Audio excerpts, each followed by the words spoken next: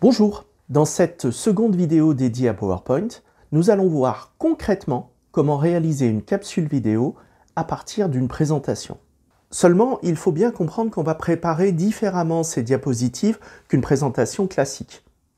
Les codes graphiques et les commentaires en voix off sont forcément différents dans une capsule vidéo autonome que dans une présentation que l'on va amener et commenter en direct. Dans la vidéo, il faut être plus concis, plus graphique, avec un commentaire beaucoup plus fluide. On va prendre un exemple, avec une seule diapositive qu'on va réaménager pour la rendre plus dynamique. Je veux expliquer quels sont les trois types d'images qui peuvent être une source de capsule vidéo. Les screencasts, des outils d'animation et puis des images réelles. Si je suis les conseils de PowerPoint, je vais avoir une mise en forme très classique avec un titre et puis une énumération des trois moyens d'obtenir une vidéo. On aura seulement sur les animations un deuxième niveau de liste à puces qui présentera les deux sous-options. On peut améliorer en rajoutant quelques images d'illustration, mais voilà, ça donne un rendu très classique et sérieusement, au bout d'un moment, c'est lassant, voire contre-productif.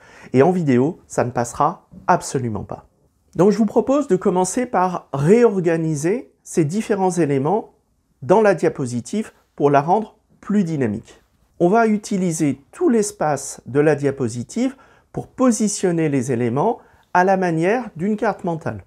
On part de cette structuration classique pour obtenir une disposition qui part du titre et puis à l'aide de trois flèches, on va positionner dans des zones différentes nos trois éléments. Au final, on garde la même structure logique. À partir du titre, il y a bien trois sources d'images que l'on va présenter successivement dans la diapositive. Mais grâce aux flèches, on a induit du dynamisme en cassant la structuration tabulaire. Maintenant, réalisons cette mise en forme sous PowerPoint. Pour cela, on va utiliser pour les mots différentes zones de texte indépendantes et ça sera plus facile d'ailleurs de les animer. Donc là, je fais des copier-coller, mais on peut créer bien sûr ses propres espaces. Il faut maintenant réorganiser ces différents éléments pour occuper l'ensemble de l'espace. Puis on ajoute nos images et maintenant, on va rajouter les flèches. Alors on pourrait rajouter des flèches droites, mais franchement, on peut faire mieux.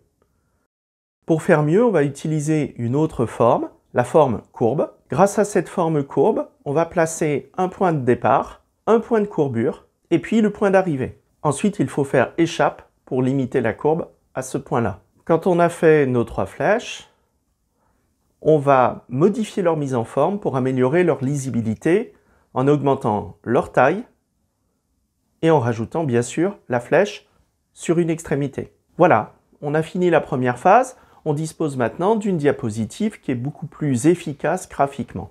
On va maintenant programmer des animations. Ces animations, elles sont là pour créer du dynamisme et pour accompagner la présentation orale en voix off. Car qui dit vidéo dit mouvement.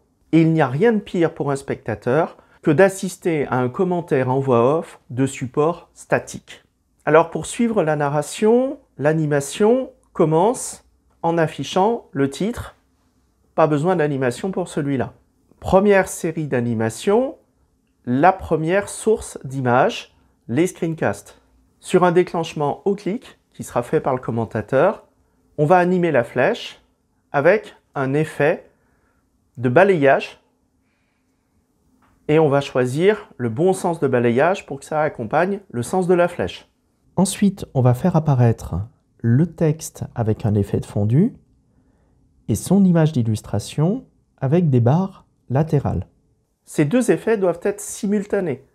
Donc on va choisir de les faire arriver avec le précédent.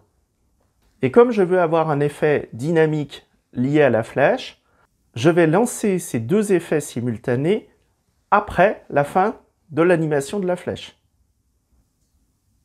Voilà ce que ça donne.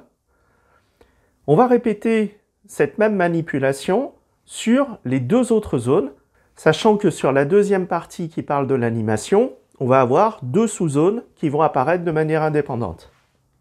Voilà, au final, on peut visualiser l'ensemble de ces animations dans le volet latéral. Tout est prêt maintenant pour l'enregistrement de la voix off et du minutage, c'est-à-dire du déclenchement chronométré des différents effets pour qu'ils correspondent à la voix.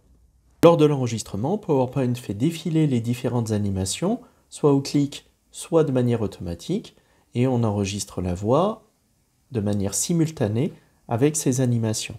Voici l'effet final obtenu sur cette diapo.